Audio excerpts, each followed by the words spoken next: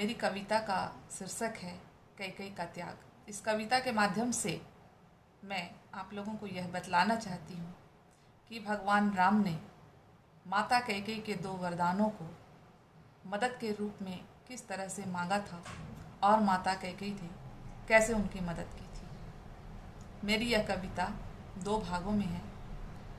आइए सुनते हैं प्रथम भाग।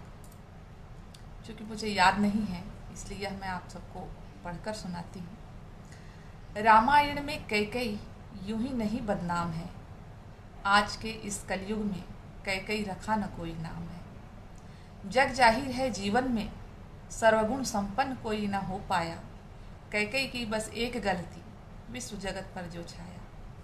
इनका जन्म स्थान था कैकेया, पिता थे नरेश अश्वपति, मातृ प्रभाव बिन जीवन रहा, 7 भाइयों पर थी इकलौती।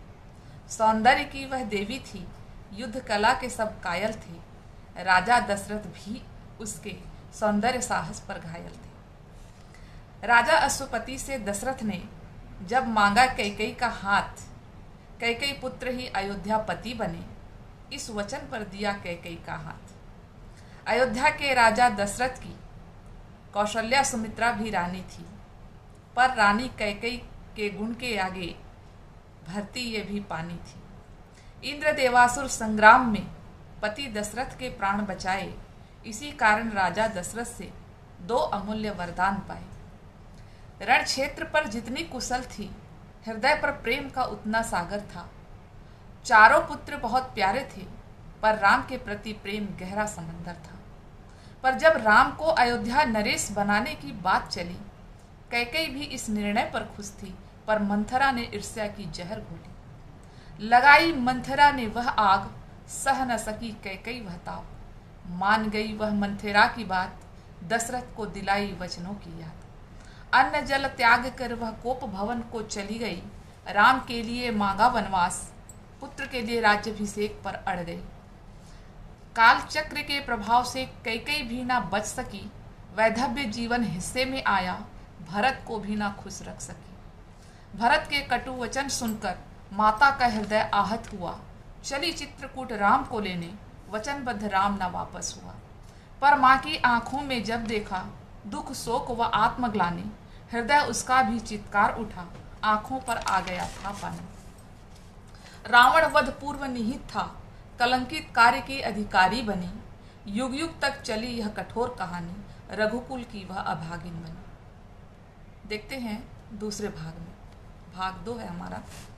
रामायण देखा पढ़ा हमने, पर समझ अभी भी न आया, रावण वध राम को करना था, रच ली उसने फिर यह माया।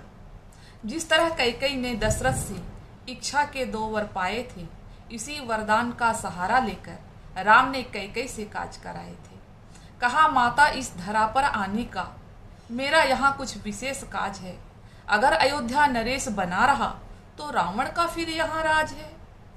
मांगा प्रभु ने जब मदद, कैकई इनकार ना कर सकी, राम की लीला में बंध गई, वह राम के प्यार को छल ना सकी। बता दिया था राम ने सब कुछ, इतिहास में अच्छा आपका नाम नहीं, नफरत का कारण बनोगी, कहीं त्याग का नाम नहीं।